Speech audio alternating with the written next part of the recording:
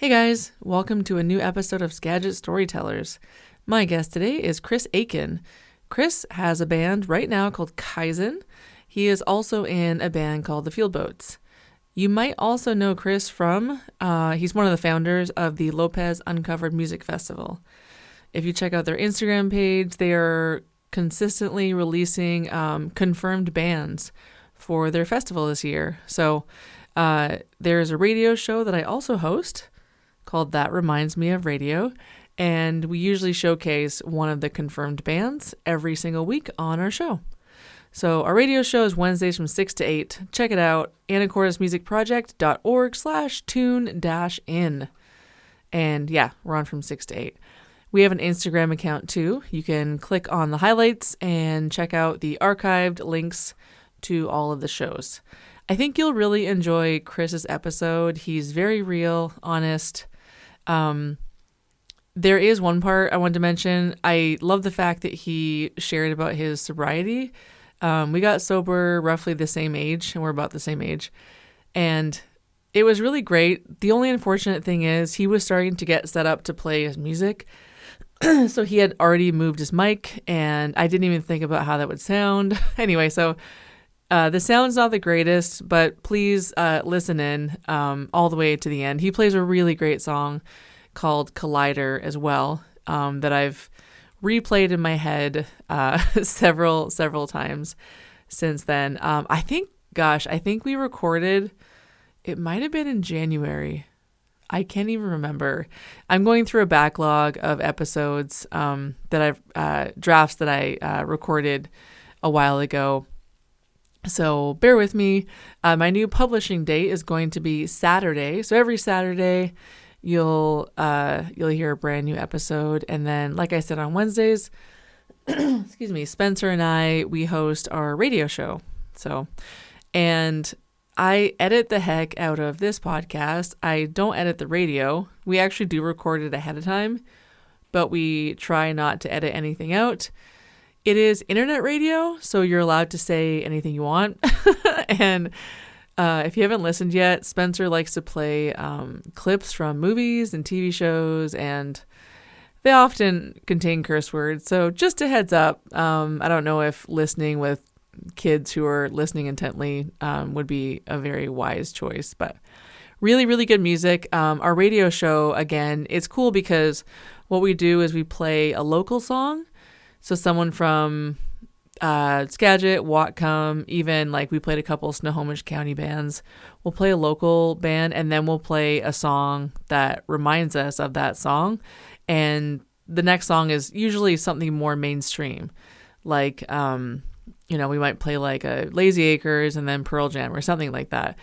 So I really feel that our radio show covers like all the bases, and it's a great way for people to get introduced to the unreal music scene that we have in Skagit and Whatcom and South. So there you go. There's my radio show plug.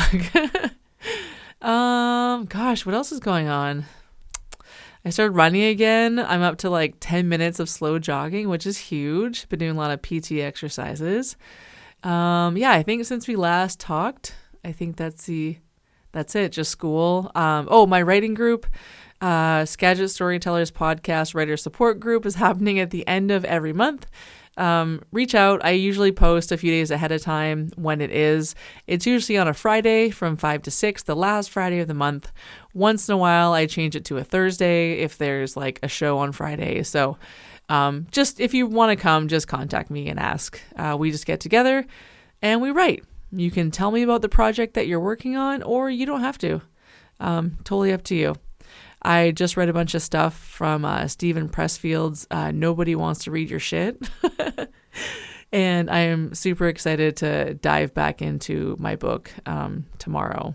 And finally, there is about a week and a couple days, so seven more wake-ups for the Burlington School District. So Burlington teachers out there, we can do this. All right. Enjoy your weekend. Be of use and go do something hard. Howdy, partner. Welcome to one of the most northern parts of the United States of America. Travel with me upriver as we we talk to a bunch of ladies and fellers and they share their tales of wit and wisdom. That's right, it's time again for Skagit Storytellers. With Liz Duffy.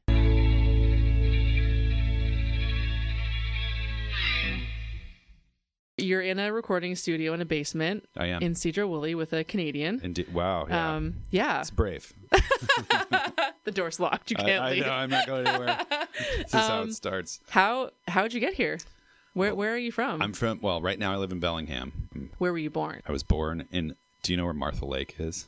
Yeah. So in like a super old farmhouse, like turn of the century kind of thing. And I think the road I was on was not paved. That sounds like way back, but yeah, it was like county. It was like deep county back then. It's Snohomish County. So yeah, I grew up that way until I was in third grade, fourth grade, and then we moved to Edmonds. Do you guys have a big family? No, I'm the oldest. I have a brother and sister, so not that big. 5 people. Yeah. And what prompted the move? Schools. Yeah. So my parents wanted a school district that was, more up to snuff. So what prompted your move north? So, yeah, we didn't move north. So anyway, it's a long trajectory, but after high school, I went up to Bellingham with like all my friends. So friends either went to the UW, they went to Western, or like a couple went to Evergreen, or they went out of state. We never saw them again. So they were gone. Yeah. So Western was sort of like the natural migration for like most of the, I don't know, the alternative kids that weren't like so alternative. They ended up at Evergreen. So, sort of like the in-between spot was Western, I think. Anyway, so I went up to Bellingham, and I went to Whatcom Community. And most of my friends went to Western and did that. What did you take there? Oh, man. I had a couple of awesome classes there. I had a history professor that lived through World War II. He was Dutch, and he was like part of the resistance in Holland. So he had some amazing stories. He was like a teenager during World War II and like carrying like documents in his bicycle. Oh, man. Like taking apart his bicycle and putting like documents in the tubes and then like putting it back together and riding through like enemy lines. Wow. Stuff. He was awesome. He was, I'm going to say like late 70s by the time I was taking classes with him. And he was one of the last fluent speakers of a language called Frisian. And it was like this sort of tribal Dutch language that was like dying out. Like the people that grew up speaking it were dying. And so he was being recorded and like studied by, I guess, audiologists or like speech, doctors. and they were trying to collect his knowledge while they could. He was awesome. He had some great stories. That was the one that sticks out the most. I took another awesome geology class called historical geology, which was really interesting, kind of about like sort of the geology before geology. So like how things came to be essentially, and like not just like, igneous and metamorphic and sedimentary and what you see, but like how did this group of rock come to be here in like geologic time? So, oh, wow. Things like island arcs and like, collected by continents and how like certain rock shows up in, certain, I don't know, places where it shouldn't be, and, fossils on mountaintops and stuff like that. It was really cool, really interesting. Took some good music classes. I didn't study real hard. I was like certainly like floundering. I was like 18 and kind of just like I knew I didn't want to go to like a 4-year school and spend a bunch of money and go into debt yet. I like wasn't ready to be like, this is my thing and go for it. Oh, so you didn't go to for a specific degree? No, like I went finance. to like spin my wheels and figure it out. So I was like shopping. I was just like, I'll take this and I'll take that. And working. I worked at Boundary Bay for most of my time in Bellingham, which was a great spot. And it was a great spot because I met a lot of great people and I made some good friends and made good inroads. And, it was a great place to, get drunk and waste a lot of time and, spend a lot of time at the bar with those great people and do it all again the next day. And so, anyway, that's what brought me to Bellingham the first time. And then I moved back to Seattle and I worked in Seattle for a while before I went to school. And then I went to Boulder and I went to Naropa University to finish out my undergrad in environmental studies. Okay. Yeah. So the geology class that you took, something kind of stuck there. You're like, okay, I want to learn more about rocks. Yeah. I wanted to learn about what I came to see as like the cause of my time. Like, I wanted to do something meaningful, essentially, and that was like the most important piece. And then I kind of came to this conclusion that if my generation was going to do something meaningful, it was going to be something to do with climate change. And like, it's like, okay, like that's enough of like a clue to like go down this path, and then I'll figure out what that means in the real world later. But as long as I'm like studying in that direction, something good will happen. And so I kind of went down that road, and I didn't know where it was going. I thought it might be architecture for a while, like design, like urban design, like basically figuring out how people are going to interact with their built environment in a way that's, kinder to the earth and more sustainable in the long run. And then that's basically what I did for college, was kind of architecture oriented. And I thought I was going to go to grad school for for like urban architecture, and I didn't get in. And so I was like, what do I do now?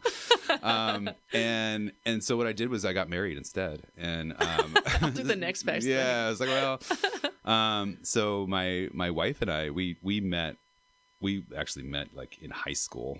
We went to like different high schools, but we had friends that were in common. And so we were like sort of like orbiting each other for like our entire high school and college career. And we ended up going to school together in Boulder. So we lived together in Boulder. And then when we were done with school, we got married. We came back to Seattle. Basically, we got married. We got pregnant like in a second, which was not the plan. And so all of a sudden, like, the clock was ticking, and I didn't have a job that was, in the field I had just gone to school for. So I ended up that first year, while we were pregnant and figuring out what we were going to do, I was like tending bar. So we lived in Seattle. I don't know if you know Capitol Hill or anything, but not like, really. Okay.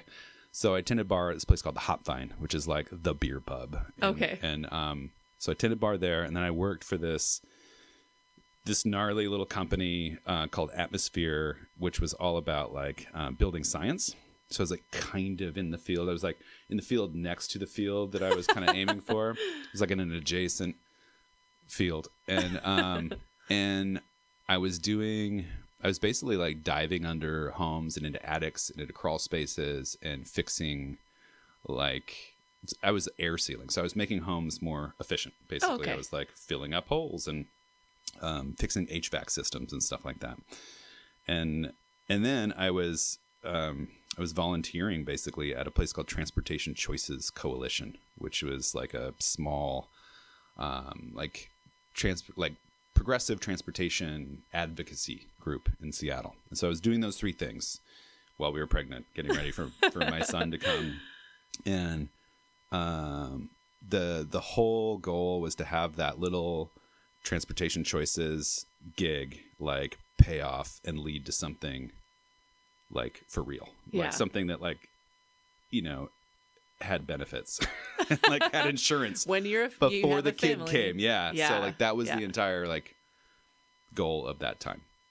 And that ended up happening. So I ended up parlaying that gig into a job in Olympia, working for the transit agency down there. And it was like a grant funded position. So it was like, there was another clock. So like we had Henry, little baby Henry, and we lived in West Seattle. We sold our house and we moved to Olympia and bought a house there. And then I had this like clock on my job. I was like, you're going to get paid like in a way that supports your family for a year. So I had another clock. But it was great. I developed a program down there called Capital Commutes. And I basically sort of backed my way into, this is a long story, but the environmental studies, like aiming at climate change and that meaningful pursuit of like employment and use of energy in my life kind of led to this space of building transportation programs essentially for commuters in this state. So in Washington state, greenhouse gas emissions are like 50% of greenhouse gas emissions or more are all like personal driving, like personal commuting. And so in this state, like reducing personal vehicle use actually has a positive impact, a pretty significant one on our greenhouse gas emissions in Washington state. So we have this program that's been on the books since 1990 called the Commute Trip Reduction Program, which is like a legislature funded program.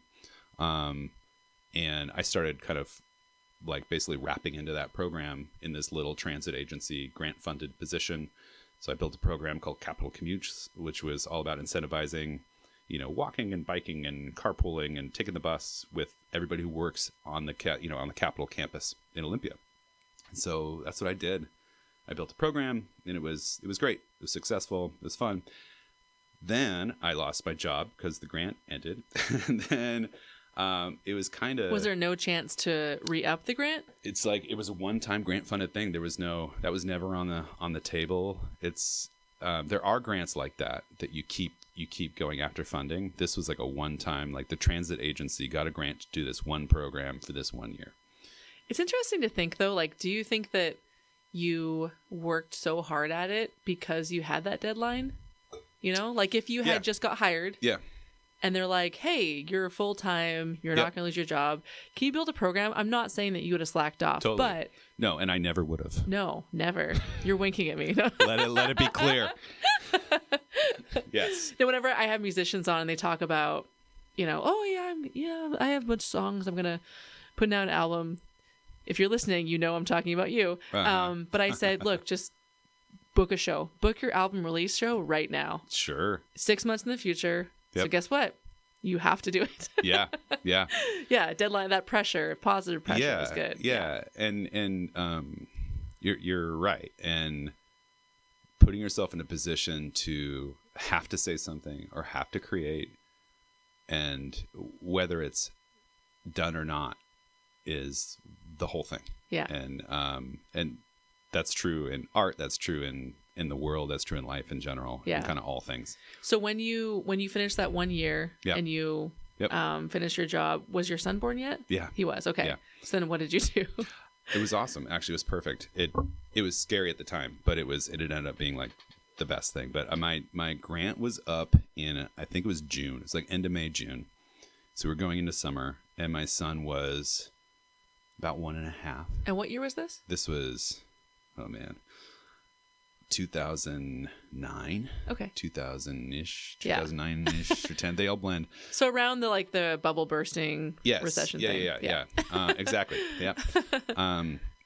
And so, that was scary because I didn't know what was going to come next. The summer was there. My wife, when I did my undergrad, she did her grad. And so she got her master's in psychology. And so she's a counselor. And when we had Henry, she wasn't working and she was staying home with Henry while I was doing my grant funded position. And, that was like the first year, of like little Henry. So it was really important. And that was like an investment. It was like a conscious investment of like, mom's home and like, that's what this is. But she also was kind of setting up her first solo practice to be a counselor and starting to see clients. And so during that summer, when I was done with the grant, she was starting to see more clients because we didn't know what was going to happen. And I stayed home with Henry. And so I got this summer of Henry in Olympia, and it was great. It was super stressful because I also was applying for this job that had come up at the Washington State Department of Transportation. And that was sort of like the dream job because that's like secure employment. The whole thing in the government game is once you're in for as long as you want, right? It's, that's kind of the thing. And it's a weird, if you've ever worked in organizational culture, like government culture is its own thing. Bureaucracy is its own thing. And, there's little subcultures within it's like working at the Death Star. Like there are little, like, different color uniforms, and there's like little pockets of people that are working on things that are sort of countered, like these little pockets of people that are working on this other thing. And I was aiming to work at the public transportation part of, which is like the disowned stepchild of the Washington State Department of Transportation, right? Like they build highways. Like that's what they do. They build bridges and highways and like, you know, infrastructure. And that's like the main thing they want you to know about them. And then they also have this little division over here that's, you know, works on like getting people to ride the bus and like, oh my that's gosh, what I yeah. wanted to do. I was gonna say they don't talk about that. No, very much. No, we were the rebels, man. Like we were like, you know, on the inside. And ferries is a whole nother thing. That's Black Ops, man. They're like, no one knows what they do. They have their own budget. It's weird. Well, when I first moved here, I took a ferry. I think it might have been the one to Guaymas. Mm-hmm. My daughter was 3. She was still in a car seat. I remember that. And we got on the ferry, and I didn't know where to go. First of all, like, where do I go? Where do I pay? I'm from Vancouver Island. Yeah. Our ferries are 6 decks, you know, from Vancouver to Nanaimo. And so so Olive is used to getting out. We walk up all the stairs. We go to the gift shop. We go to the playground. We go to the cafeteria. So we get on the ferry, and I'm so confused. The lady just comes up to me, and I just pay her. And then the ferry starts. Olive's so excited. She takes off her buckle. And I'm like, where are you going? She's like, the playground. I'm like, no, Olive, the playground. I can see it on the island. Like, that's where we're going. And she's like, there's no playground on the ferry? She was so confused. I went on another ferry, and I didn't realize... I guess I just understand the whole like government funded versus private because BC Ferries is private. Yep. So I'm like, oh, this is why this ferry is so bare bones. Yep. Just there's nothing. It's just tables, which that's all you need. You don't need a fancy cafe. I don't want to spend $100 one way to go see my family. Yeah. And also wait for several hours. Yeah. And then pay on the way back. I think it was the Guaymas Ferry. You pay there. And you pay back. Oh, do you pay back? I don't know. On the state ones, I mean... I went on one ferry where I didn't have to pay on the way back. Or no, maybe it was... Anyway. Yeah. The ferries here are much different. And I could see how, like, the ferries are completely different. But is it still under the same organization? Yeah. So WSDOT, Washington State Department of Transportation, sort of is the big umbrella. That's like the state department. But ferries is its own division. And it's voted on separately budget-wise. So it has its own budget separate from WSDOT, which means that it's a political issue, essentially. And so the legislature has to vote on that budget, I think it's every 2 years, like on a cycle. And it's the same conversation all the time. You know, I think there are 9 ferry-served counties in the state out of however many there are, like 50 or something. That's high, I don't know. Like not many of them compared to the rest of them. And the rest of them are like, why are we giving money to this system that we don't need? And the rest of the counties are like, because, you know, it's part of the transportation system and you do need it. The people in Spokane are like, why are we spending all this money on the ferries? Yeah, exactly. Yeah.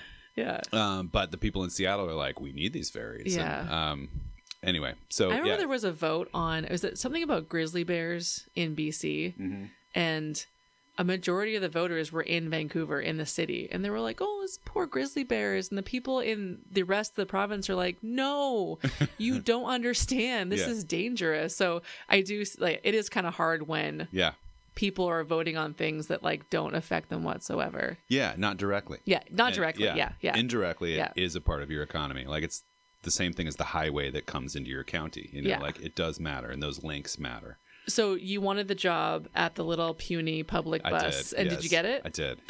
Yeah, I did. It was a big sigh of relief, like at the end of that summer and starting that job. So I got to be a commute trip reduction specialist, which is my first, like, you know, real deal job, basically, out of college. And that was in Olympia? Yeah. Okay. Yeah. So that was like a whole life that I lived, like in that bureaucratic world. And did you just decide to quit working there? Did you get promoted? I don't want to think you got fired. No, I didn't. I quit. Oh, okay. So I quit, and what happened was I basically got to this place where, like, I had this medical thing where, like, I had to go to the hospital because my blood pressure was like through the roof. I basically realized I was, like, focusing on the wrong stuff. Like, I was focusing on output And I would like self-care was not something I was like in my early 30s, and I was like working really hard, really long hours, and I wasn't taking care of myself. So it's like chronic stress. Yeah. Over time. Totally. Yeah. You know what's funny? Chad Henry that was just here, his band is Chad Henry and the Setbacks. He just talked about that. And he's like, I can't believe it took me that long. Yeah. Because you don't realize it. It's kind of like the frog in boiling water, right? Like totally. It just, and then you get used to the stress. Yeah. Until something physical happens. Yeah. Right? Yeah. It's sort of like a weird addiction cycle where you're kind of like, you're just in it and you can't figure out a way out of it. You don't remember what it feels to not feel that way. Yeah. Yeah. Yeah. And it's like, you convince yourself, you know, it's important. And it's like, I'm the only one that can do this, and like all those things. And, yeah, so it was like a wake up-y kind of moment. It wasn't the wake up moment of my life. That was like sobriety. And that was many years later. But like, it was like on that step, it was like a step on that path of like, again, what is meaningful and like what counts and what matters and like what are we doing this for? If I'm doing this and it kills me, this isn't like the right path for me. Well, at this point, have you had 2 kids by now? Because you said you had I had Abigail in 2011. So Henry in 2007, Abby in 2011. And so we had 2 at that point, and I was working really long hours doing this job. We were in Olympia. And this is when we started to like reset. And so it's like, whoa, this is like not working. Was your wife also feeling something at work, or? I mean, no, she was doing her thing. So the whole other, like Heather's trajectory was actually like, she was setting groundwork, or, you know, setting down foundational pieces for what would become like what we're doing now. Like her solo practice has become this group practice that we own in Bellingham right now. And we're like building off of all the stuff she was doing back in Olympia and like when we were first getting started. So she was doing a lot of training and like in different modalities, like therapeutic modalities that are now like sought after effective therapeutic methods that, you know, people want. And so she was like doing all this like groundwork training while I was doing all this bureaucratic, you know, driving myself into the ground stuff. And it was kind of like there was a realization that like this, we could stay at Olympia and we can like figure this out. We could make this work, and I could work at the state and you keep doing this, or we could do something else. And none of our family was down in South Sound. And we kind of came to this place of like, South Sound maybe just isn't our thing. Like, it never felt like us. It was cool. There's like really neat parts about it. Olympia is a neat old town. And it's cool to work at the state and like the, you know, stuff is happening, you know, all the time. But it didn't feel like home kind of in the same way. We had a piano growing up. So like my first instrument experience is like just sitting at the keyboard and figuring out like triads and like basic shapes and stuff. And then, but we had this like piece of shit old like antique banjo, like it was like really like a relic. It was like for show, but I would like, it had 2 strings on it still, and I would just tune those 2 strings. And my mom and my dad were going through like a separation when I was in high school, like the worst time to get like have your parents get divorced, like sophomore year of high school. So they eventually like broke down, and they bought me this like entry level Martin guitar, which was like huge, and then the action on it was like an inch and a half, you know. So that's how I learned. I beat the crap out of that thing for the next year and a half, 2 years or whatever. I'm just curious. So a bunch of musicians, when I would ask them like how they learned how to play, a lot of them said, like one guy said, the power went out for 4 days and I had nothing else to do. One guy was grounded a lot, and so he just spent time in his room. Yeah. What was the thing that, did you need any like encouragement to keep going, or it was natural? I wouldn't say it's natural. Like I have a pretty good ear. Like I can figure things out, and I don't give up. So like it's just like perseverance. If we're playing baseball, I'm like the leadoff guy that just hits the single. Like just grind it out. Like yeah, that's just I'll have your like personality. A 10 pitch at bat, and I'll take the walk at the end of the day, you know?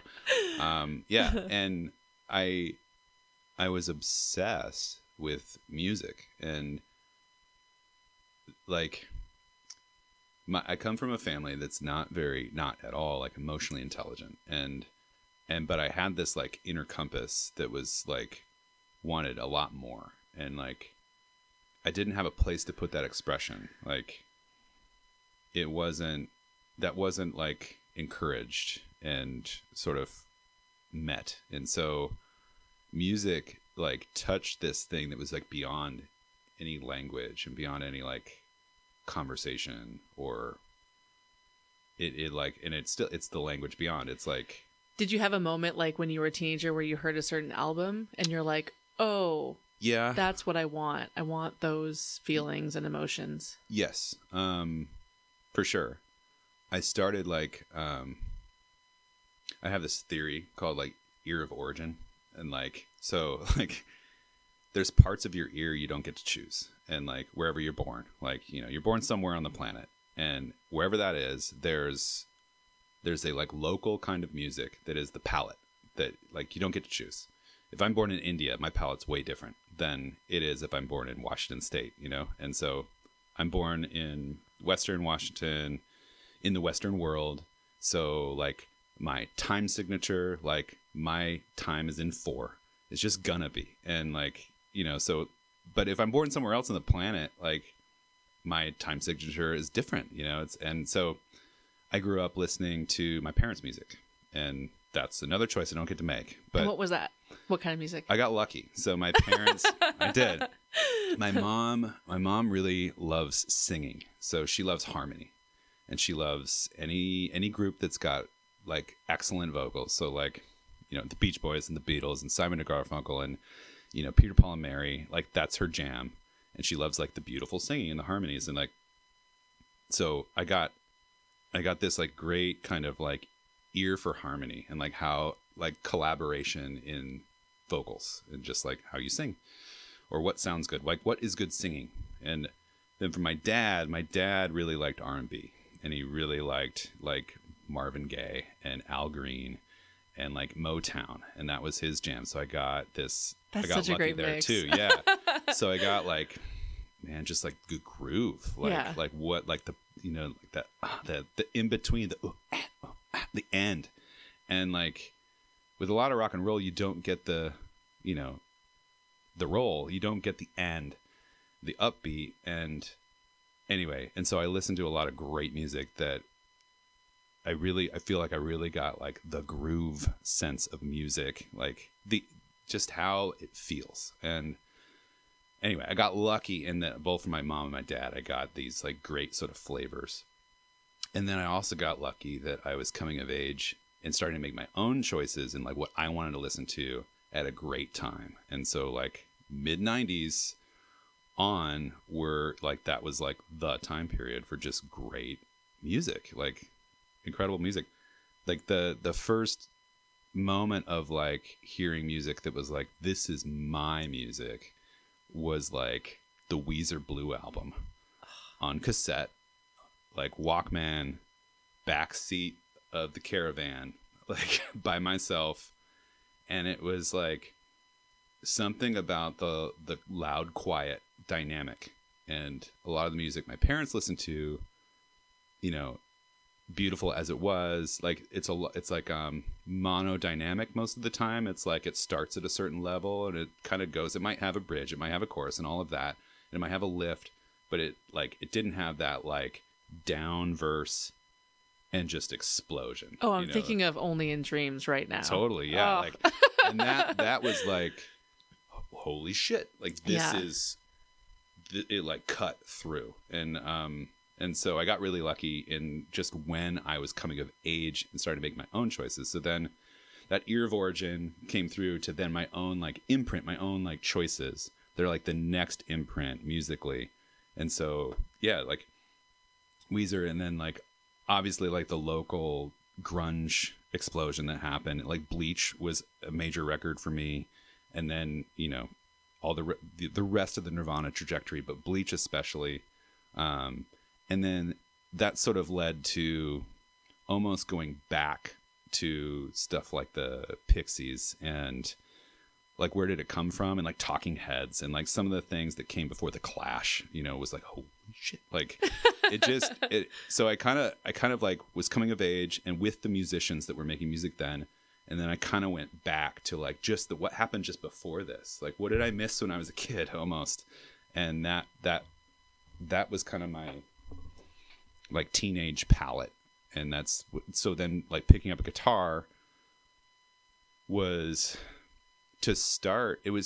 I was pretty focused on songwriting, like right out of the gate. Like most of my friends playing guitar that were like trying to figure it out. We were all trying to figure it out at the same time. Nobody was like, there were people that were like clearly like better, like technically better, but nobody had it figured out. And most of my friends were like playing other music, you know, that they had heard, that, you know, they were like whatever was out now, like Jimi Hendrix or whatever, trying to like figure things out that were like covers.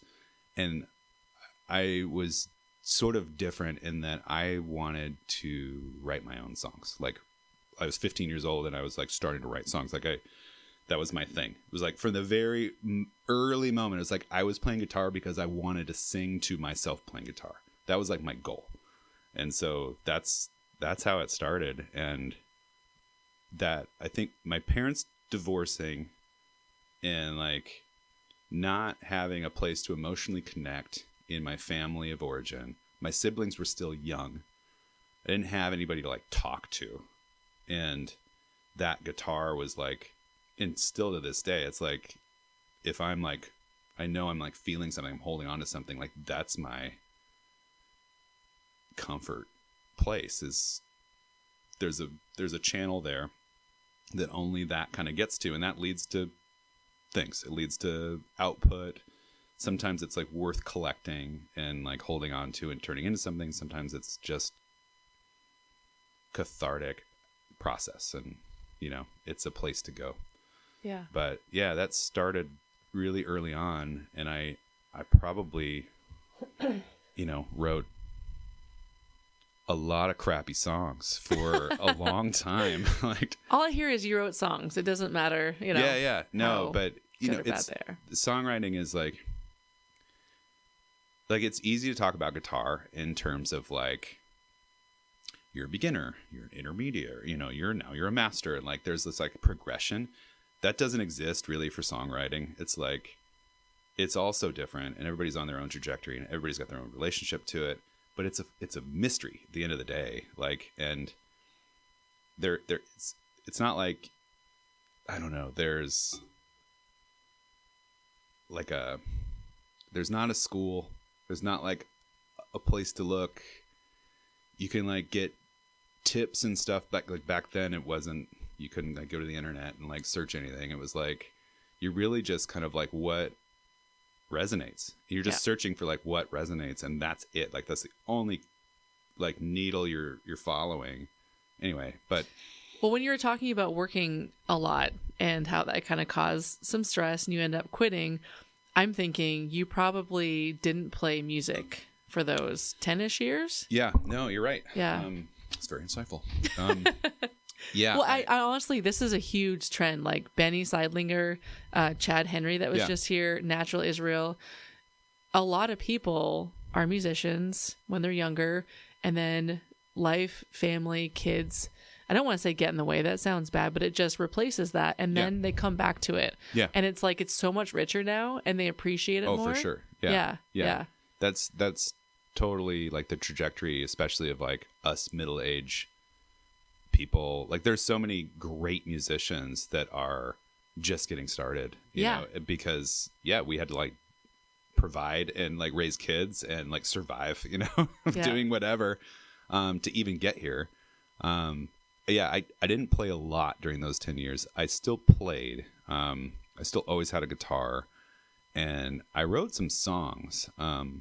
That has always been like a must, but it was definitely on the back burner. It wasn't a focus. So when you quit that job, did you guys move up here?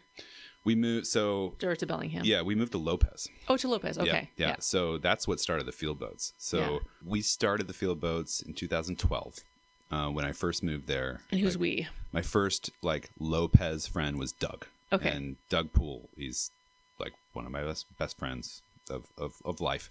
And we met like a month after I moved there or something. We moved to Lopez on like a tax return in a snowstorm, and like we landed in January.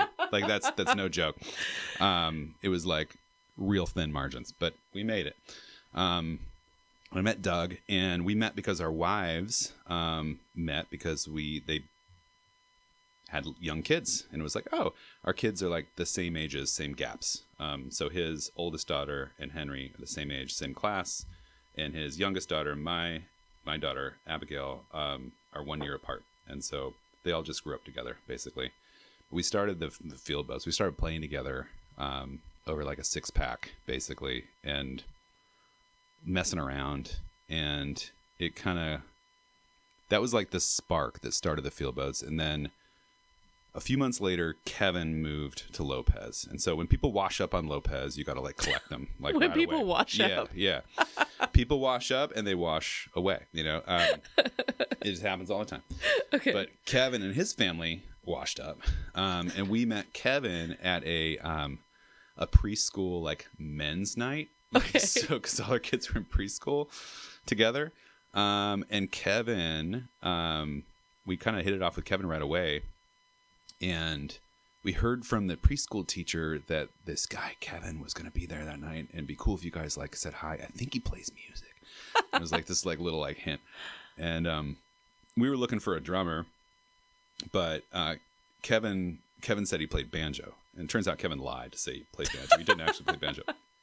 But he lied. He said he played banjo, and then we were like, did he not cool. think like you guys would like be like, prove it? Yeah. Well, he had like messed around with the banjo apparently, but he didn't play the banjo. And so It's like I saw a banjo. Yeah, once. yeah, totally. And then Kylea, Doug's daughter's birthday was coming up, and so Doug was like, "You guys should come to Kai's birthday, and maybe we can play some music." And so Kevin like furiously practiced the banjo for like the next few weeks, and he came and we played a song that we still play today called "Half My Life," and that was like the moment. The field boats were the field boats, and Kevin's like his like harmony, his sense of harmony and time. Like there's a lot of different ways to sing harmony. It's like the ooh-ah way, which is great. And it like adds a certain pad, and it's a texture, and in the right spot, it's great. That's like one way. And then there's like Kevin's way. And Kevin will learn all the lyrics and like the way I do the lyrics. And like just the little patterns, the little things, the little wrinkles, the little twists. Because I don't sing like the same thing twice. Like I don't like to do that. I don't like to make music rote because it's not supposed to be. It's supposed to move, and it does. And like, if you let it teaches you things. I've sung "Half My Life," for example, probably, I don't know, 500, 700 times. Like, and it's never been the same way twice. Wow. And it's taught me, about it over the life of that song. You know what I mean? And it's changed. Like if I were to listen to like 3 years ago, 5 years ago, 8 years ago, it would be different and like noticeably so. You'd be able to like figure out how it had changed and how it had like meandered in certain areas, all that. But Kevin sings in a way that's like in lock with me, and it allows me to like not have to like, I don't have to pick a line. Like he'll swim, so like, which is great because like when you can swim, that means you can make choices, and that means it can always move. And like it's like auto tune where you can like change pitch and like fix things later and post and all that. Like he can do that live. Wow. And so like he's just got a great ear, and he's got a great voice, and our voices blend really well. We got really lucky, and we started singing together while we were figuring out field boat songs, and we did that for years, and we practiced once a week for years. Like we didn't miss. Like nobody got sick. Like people would like travel and stuff, and like we'd have like little gaps, but we'd still like the other three would get together and like keep going. So it was Kevin, you, Doug, and then this is the drummer story. every great rock and roll band. We started with a guy named Ben, and Ben and his family lived on Lopez for about a year. Ben was great. He was like straight up rock and roll drummer, and so it was a great way to start because he just like the classic beat, he had it. So like whatever we were going to do, it, you know, he just fell right in. He moved a bit, and he drank a bit. So we were sloppy, but it was like good rock and roll. And then when Ben moved, we played with Donnie, Doug's brother. So Donnie filled in for us for a few months. And then our friend Diano drummed with us for the next, like, at least a year, maybe closer to 2. And Diano, he played and studied, like, African drums, like hand drums, like djembe. Yeah. And, like, foot shakers. And, like, he studied for years. This is before the field boats. Like, so he was, like, almost like a classically trained African drummer. So, like, a hand drummer, though. And, like, really talented, really, really good. Had his own bands, like recorded all that. But he was like our bud, and he had kids. It's all about like the kids. Like at that stage, they're all young. Yeah. And it's like, you know, your network is really like, you know, only your kids deep, you know? Yeah. So we enticed Diano to come drum with us, but he had to learn kit. Yeah. And so like, here's drumsticks. Yeah. He's like, what are these? And it's not like he hadn't done that before, but it's a different thing. Yeah. But it was really interesting because of his ability to like really talk with it. And like, he was very like talkative drummer, and it made it really interesting, really dancey. Like it pushed us in this like groove spot. And we had like evolved to the point where we had a decent like collection of songs.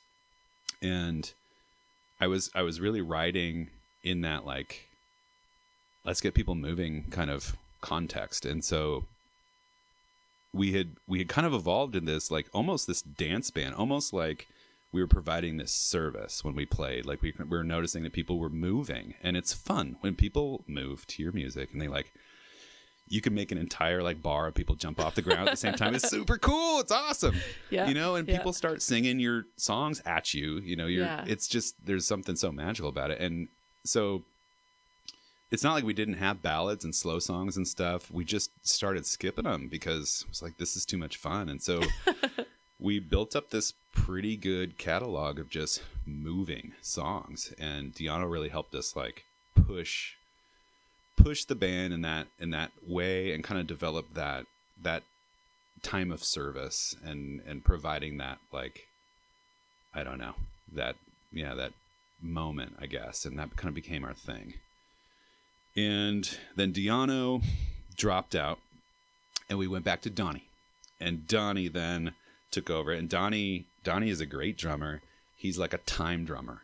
He's like got great time. And so for the next like 3 years maybe, that was like, we rehearsed every week, and Donnie got our metronome clean, and he like forced it, and it was really good for us. And we started getting smarter about the way we rehearsed. Like, rehearsal is great, but if everybody comes and you rehearse and it's like, that was fun, and then everybody forgets what happened for the next week, you know what I mean? And then you come back to the next rehearsal and it's like, how did I do that? What was it? We did something really cool in this song. Like, what was it? Yeah. And that's really common. Like, that's, you know, but we had started using SoundCloud. Like, we started recording every rehearsal that we did. So rehearsal protocol was you walk in and you mic everything. Yeah. And so like, we get there early, mic everything, and we were recording everything. We put it on SoundCloud, track, rehearsal on the private side of SoundCloud. So SoundCloud's got public and then private. We probably have, I don't know, thousands of like tracks archived on the private side of SoundCloud from 2014 when we started like doing that to 2020 when COVID hit. So you're practicing all this time. Yeah. At what, like, are you guys only doing shows on the island? Or at what point are you like, we should get off the island and go? Yes, that's a great question. Somewhere else? Yeah. So we started in 2015. I basically cold called Carl Blau, and because it's, you know, you can play for the same people on Lopez, you know, like 200 days out of the year, you know, like you can play the same crowd, the same place all the time. And it's fun. but at a certain point you gotta bridge, you gotta go. And so we recognized that, and we had played other, like Friday Harbor and Orcus, and like we played there's a Halloween thing at the Oddfellows Hall on Orcus that's really fun. We did that. But I called Carl. It was like clear, like Anacortes is the bridge. Like we gotta like make inroads in Anacortes. If we could do that, like that's only a ferry ride away. Like we have young kids, so like time is important, you know. We're not going on tour, like, but Yeah. we can go to town. We can go to Anacortes. And so, you didn't know Carl. I didn't know Carl. I knew of Carl. Like, who doesn't? If you play music in Washington State in the last 20 years, like, you know Carl. Like, he's made more records than, you know, he's got the numbers, you know, and in Anacortes, he's the guy. So I called Carl and I introduced myself and I made the pitch. And I was like, you know, we want to come play and we want to record with you. Can we do that? And we basically picked a date. And at that time, he owned the business, like there was like a shop basically. Oh, the record store. Yep. Yeah. That Nick owns now. Yeah. And Carl was running that, and we met there super early off the boat one day, and we started recording. And I still have these recordings. We recorded 4 tunes, and then we played a show with Carl that night. And that's like, where'd you play? We played at the shop. So we set up, we recorded, we made a 4-song EP in a day, basically, with Carl, and played a show. And that was like, wow, that was it. It was a lot. Yeah. And that was our introduction to Carl. And then from there, it was like inroads with the other bands. And so we played with, I think, the Moss Tones after that. And then we played with the Enthusiasts after that. And it was just kind of like going down the line of the local Anacortes scene. And the Enthusiasts we played with, you know, gosh, a number of times now. And they're like our, you know, like there's like sister cities, like they feel like our sister band, you know. So you were talking about having lots of stuff on SoundCloud. Yeah. Do you guys have these are your physical albums that you brought? Yeah. There's one I couldn't But this find. one just says Chris Aiken though. Yeah. Is this not Field Boats? No. Okay. So you have your solo stuff too. Yeah. Oh wow. Yeah. So yeah, the Field Boats, we recorded an EP that I couldn't find because there's like only a few copies left, I think. That was a 4-song EP that we did in 2017, I think. And we just self-recorded all that. It was all stage grade gear. And it turned out great. It's called Wet Winter Fire. And that was our first record. And what we learned from that was like it's hard to get a really good quality drum sound and vocal sound. And so it turned out fine, but it's hard to get like those pieces, that really intimate vocal sound and the full, like just, you know, the full kit. So then I started another band called Postponed with my buddy John Platter and Colin Doherty. Colin played upright bass, John played kit, I played guitar, so it was a 3-piece. And we were only together maybe a year or so. And we learned a handful of songs, and then that band recorded Breadwinner, like the bones of Breadwinner. Oh, okay. So we went to the Unknown in 2019, and we spent like a week there making that record. And yeah, it turned out great. That record is like, it's got some really great tunes. It still stands, I think, as a really good solo foot forward. The songs are all solid. I wish I could swap out one with another song that I wish we'd recorded at the time. I don't know why we didn't record it. But it's great. John Platter plays drums and like every other instrument, and there's just some great combinations of instrumentation on that record. Carl plays saxophone on that record along with like a pedal steel. So we like blending sax and pedal steel, and John bowed vibes and vibraphone. Wow. And all kinds of just really interesting like instrumentation texture on that record. Yeah. It turned out really well. And Nick was awesome at the Unknown. He's great. And then so we finished that record in 2020 just in time for COVID. So like that sucked ass. And, oh man. Yeah. So it was like we basically everything as everywhere. And were you still in Lopez at the time? No, we had moved right before COVID. We moved to Bellingham in March of 2020. Yeah. And so we hit town and it was like, cool, let's do like a album release show. And it was like, ooh, okay. Oh man. Yeah.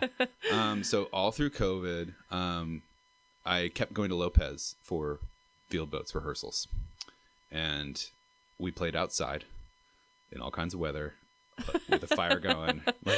Yeah. So we kept going. I will not let that band die because it can't. Do you still practice today? Well, Kevin is now in Boulder. So that band has not played probably 8 months now, 10 months. I feel like I saw you not long ago. You saw Kaizen. That's our like project right now. It's a version of the Field Boats. Yeah. Without Kevin. Yeah, exactly. Yeah. And so who plays Kevin's part?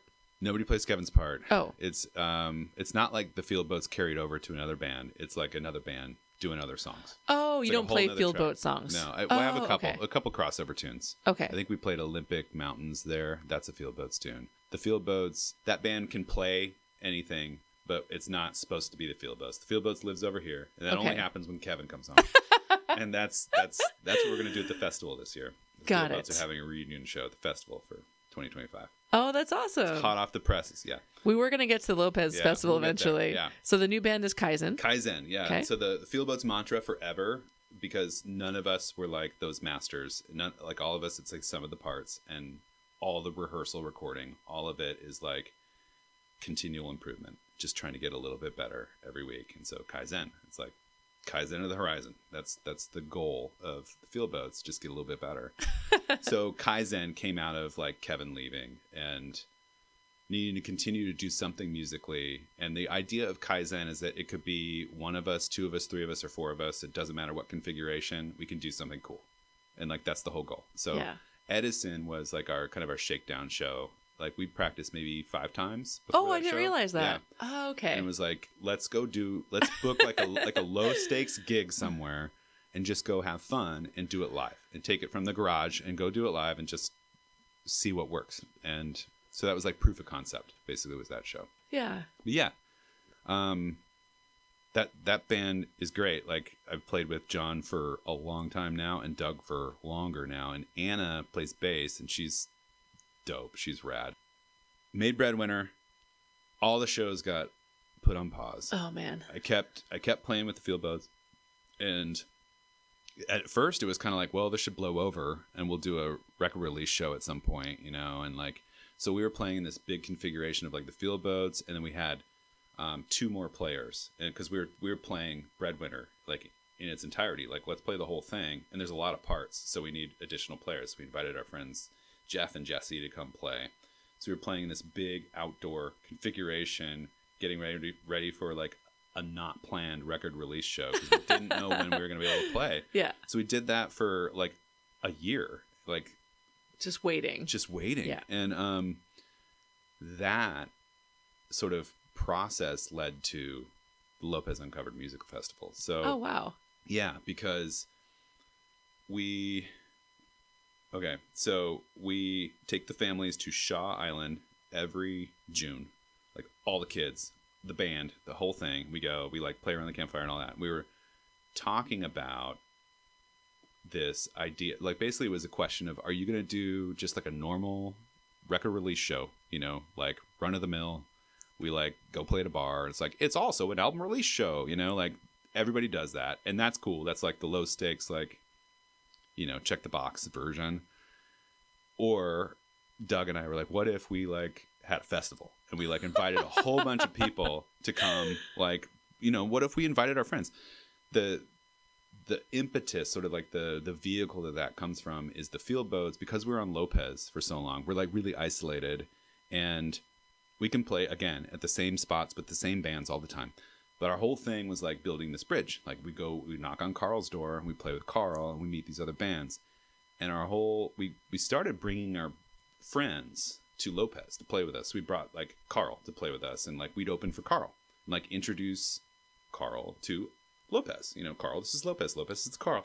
And we play. And it became this like tradition kind of like, you host us, we host you. Like you come over here, we put you up, we like open for you, we, you know, introduce you to our little island. And we'd been doing that for like years. Like that became kind of like a shtick almost, like a thing we did. And so we had Carl come over. we had the Enthusiasts come over. We had Carl and Calvin Johnson come and play. I brought my friend Rocky Vodolato out. We played, and we kind of just made this thing of like inviting other bands to come play on Lopez. So this festival concept was like, what if we just did that for like a lot of bands? And we made it into a thing.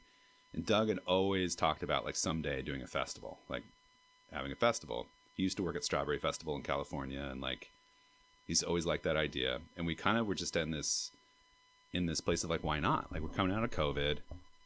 Like, we can start to play live again. It's outdoors. It's summertime. There's no reason we can't do this. So this is summer of 2021? Yes. Okay. Yeah. And so that was where it was. So on Shaw, we were talking about like, what if we like, we're all uncovering our masks now. What if we've been about original music from day one. Like, Fieldboats has never covered a song. We covered Bastards of Young way back in the day, Replacements tune. Like a couple of times. That's the only cover we've done. So it's all about like original music. Like, that's been our thing. And we really like bands that only play original and write all their own stuff. Like, that's kind of our ethos. And so what if we had a festival that's just all original, like all Lopez, and we go for it? And so that's what we did. And we played Breadwinner at that show, at that festival. And that was the first one. And then we've done it 4 years in a row now. This will be year 5. And so each year we sort of added some layers. And so you got the report from last year, like of year 4 iteration, which is like, you know, pretty evolved from year 1. Like, year 1 was all Lopez. And we had tickets, like electronic tickets. And we didn't have a Friday. We just had a Saturday. And then year 2, we added a Friday, which was like kind of the year 1. We had some like metal bands, and then like Americana, and then world, and then like grunge, like real like real eclectic mix, which was cool. But also like Friday became about like some of the heavier stuff. So we had a Friday night that was the heavier stuff, and then a Saturday that was a more like kind of maybe classical festival lineup. And we started introducing other island bands. So we started branching out from Lopez to like Orcas and San Juan. And then the next year we had Ebb, Slack, and Flood come and play and headline our heavier night on Friday night. So we started introducing some Skagit. And then last year we branched out to Whatcom, Skagit, Island counties. And this year we're like North Salish. So we're kind of picking everything, you know, everything like north of Everett maybe, and like Port Angeles and Sequim. They're in. You know, maybe Vancouver, maybe Victoria. You know, we're kind of trying to hold this like North Puget Sound down for like. Is the goal to get different bands every year? Some of it. So on Lopez, like, we've seen a number of like annual festivals or days of music come and go, and the thing that always happens is they get stale. It's the same thing, and so if you've seen it, you've seen it, and so. We're trying to like meet this balance of consistency. So like some of the same bands and some new bands. Mm-hmm. And so as we go, we might not have every band play every year. We're going to like mix and match and try to give some new acts some exposure. And then maybe like, you know, let some acts like have a rest year, and like we'll have them back next year and create some, appetite that way. So that's kind of the goal, is some consistency and some new each year. But we're about like 40% Lopez. We're almost 50-50, somewhere in there, of like Lopez and then off-island stuff. How many bands are on Lopez? There's a lot. Yeah. You said 40%. I was thinking, well, so, I mean, you were just talking about, you know, you guys playing on Lopez, but then I thought, well, how many people are on Lopez? It depends on what time of year it is. Okay. So if it's the middle of winter, there's probably less than 2,000 that live on Lopez. And if it's the middle of summer, there's like 4th of July, there's probably 10,000 people on. Lopez is an amazing place. It's a magical place. And there are a few people on Lopez, but they're deep, man. Like people, like there's a lot to people that are living a life on Lopez Island. I love the organic way it started. Yeah. It's a magical summer moment, and you only get so many of those. And there are great festivals happening. Subdued String Band is a great one. There's a bunch around here. I think the Uncovered is doing something pretty special, and I think it's You can feel it when you're there, and it's like the way you feel when Summer looks at you across the bar. It's connecting, and it's truly heart driven, and I think that like it's not we're not making money. we're we're a nonprofit, and it all like it's all donation based, and it's truly like all the proceeds are going to the artists. Like so everything that people donate at the door is directly going and being split up with all the musicians that are up there playing and pouring their hearts out. And that's great. And the cool, like what I talked about when we bring out bands to Lopez and introduce them, the coolest part, and this is where I think we should talk about how you can be at the festival, and you should come to the festival. Oh, I'm volunteering there. I saw that you need volunteers. We do, Matt. You will get eaten alive on Lopez. You'll be on every board. Am I going to move there? You probably are. Yeah. You're going to be running things. The thing that will happen, though, is I'll say, I'll never move to Lopez. And then that's when you move to Lopez. You're going to get bitten. Yeah. How could you live on the island? And then we'll be living on the island. Yeah. Oh, yeah. It's magical.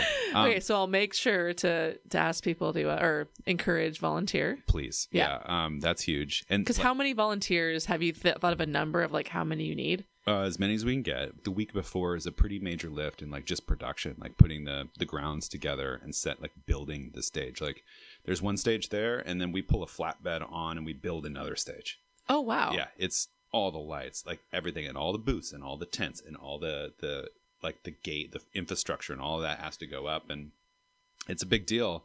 And then where I think it's really interesting though is backstage, like in the green room, and like when bands are just hanging out waiting for their slot.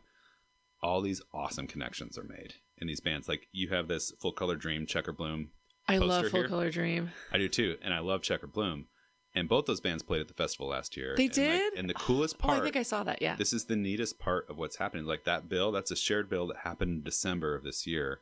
And that would have been 3 months after playing the festival. And maybe they knew each other before the festival. Maybe they didn't. And maybe like it's making these connections. And it's really cool to watch the bills that get built for bands that played together at the festival, of bands that I don't know if they played together or not, but I like to think that we're like making these connections and connecting these artists that are similar. Like that's a great pairing of bands. Like, yes. And I wish I was there. It was a good show. I bet. Yeah. What's Hugh Cosmos?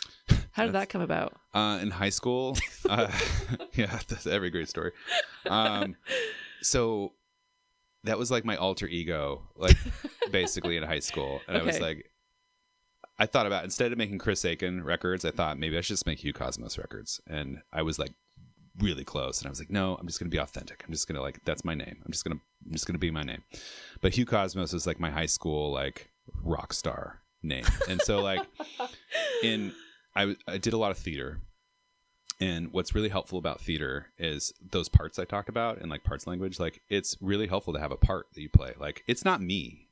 It's like, it's the character. Like, right? So like I can say anything. I can do anything. And so it was really helpful in high school that like playing music in front of people that was me. And those are my songs. Like, cause again, I was like focusing on writing songs. And so like, I'm going to go play music in front of people and these are my songs.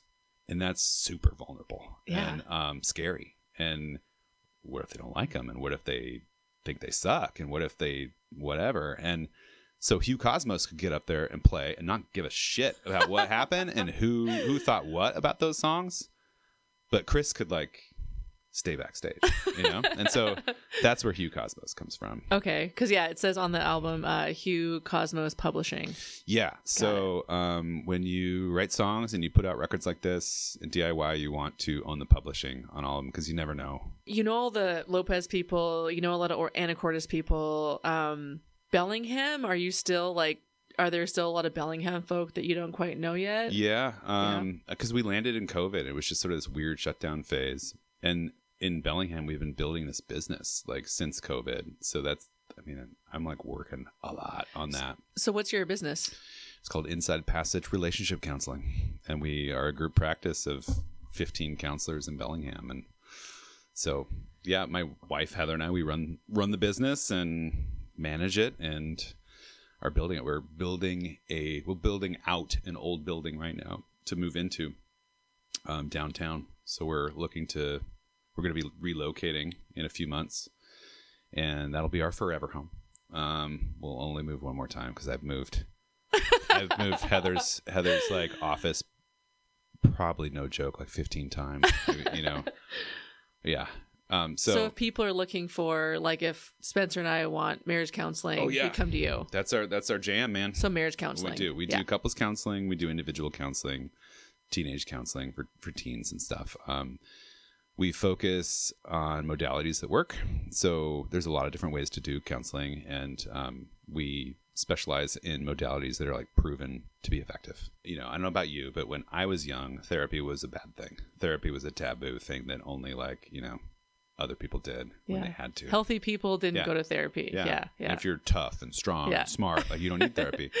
That's definitely changed in the last 10 years for sure. And even like couples counseling, like, it's like we go to couples counseling and like it's super helpful. Like, that's way more normal now, like owning it, telling your friends. Like, we get referrals from people that come for couples counseling that are referring their friends and their family members because they're talking about it. So that's awesome, because that means like that barrier is breaking down everywhere, and like everybody's becoming aware that like there are these tools, and like you break your arm, you go to the doctor, you get it reset, and like it's becoming normal to like, hey, like, I want to be married a long time and I really value this relationship, and our marriage directly relates to the health of our kids and our family, our, you know, greater family, and our community and our this is a valuable thing, and so like let's invest in it. Like, that's becoming much more normal and socially normal and accepted. And you mentioned you were sober. Yeah, I was going to ask about that, if that's something that could be summed up.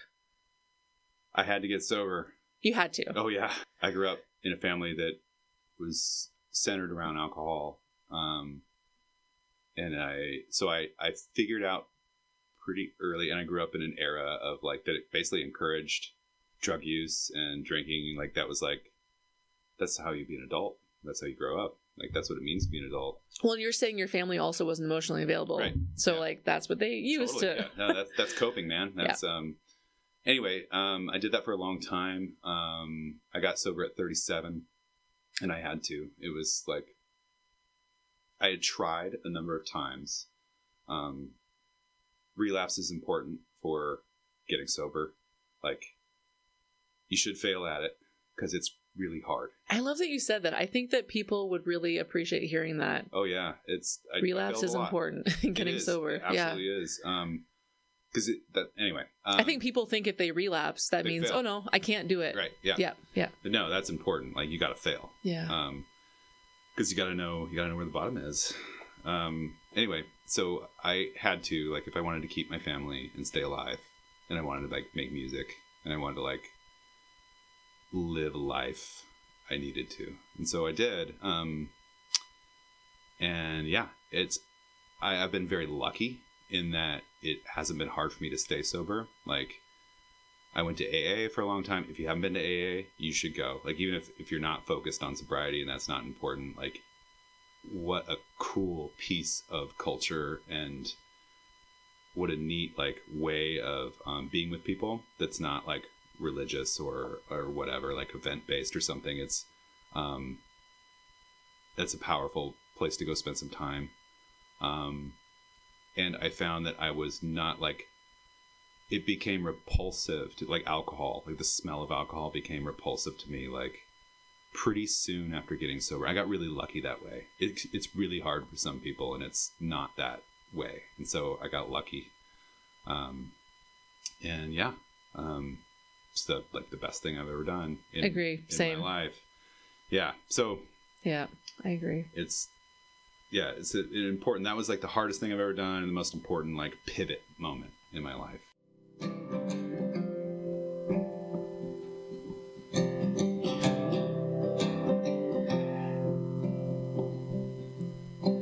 And I don't need a doctor, I got Instagram.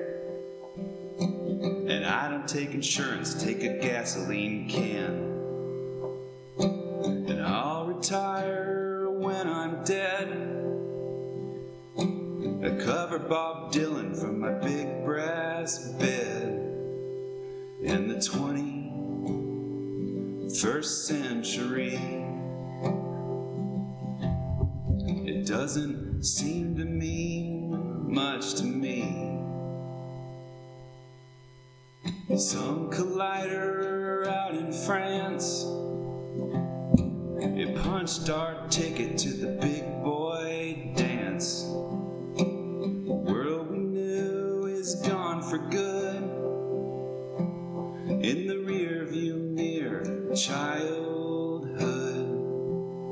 In the 21st century, it doesn't seem to be meant for me. Give us an EMP.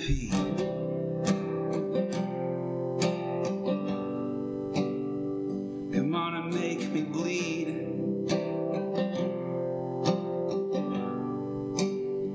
And make a human of me.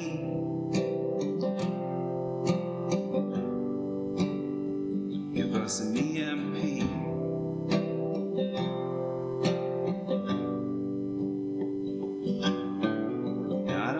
Doctor, I got WebMD. It's the algorithm, baby, that's been killing me. And I'll retire when I'm dead. I covered Bob Dylan from my big brass bed. Some collider out in France, and it punched our ticket to the big boy dance. Gone for good. In the rear view mirror, childhood. In the 21st century, it doesn't seem to be meant for me. In the 21st century, it doesn't seem to mean much to me. Give us an EMP.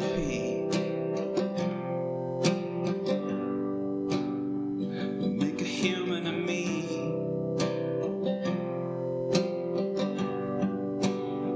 Come on and make me bleed.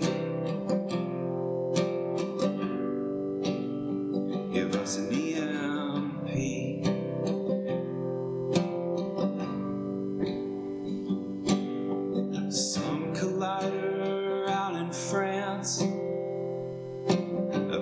Our ticket to the big boy dance. The world we knew is gone for good. In the rear view mirror, childhood.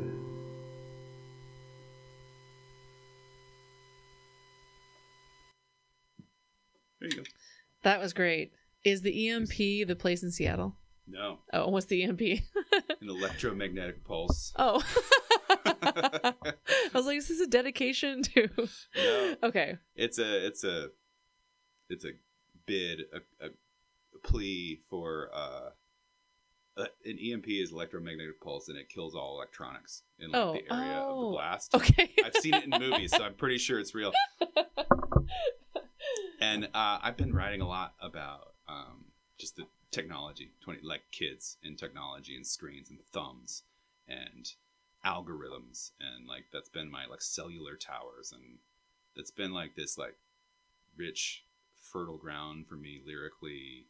The last few songs, I got this song called Cellular Tower, a song called Algorithm Doesn't Love You Baby, and like and Collider is about the big collider, the big like particle accelerators, and like how it's like just rolling the dice, you know, like with the universe.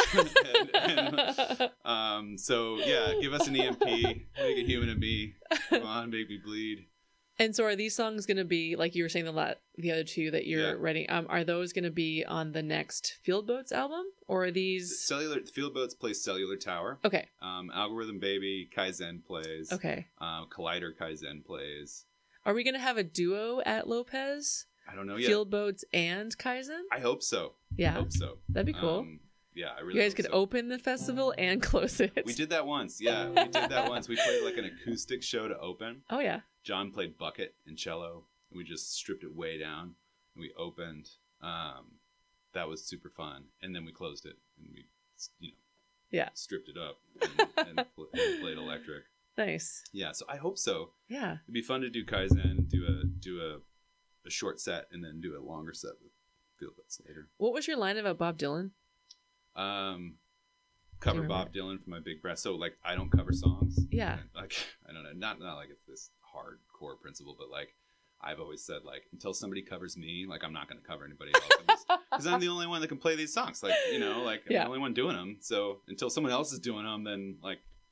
Yeah, that line stuck out because you said the cover thing earlier, but also you're wearing a Bob Dylan shirt. Yes, I am. I wasn't sure if you were aware. Oh yeah. Cover Bob Dylan and his Lay Lady Lay and his the big brass bed is like that's a pull on his lyrics.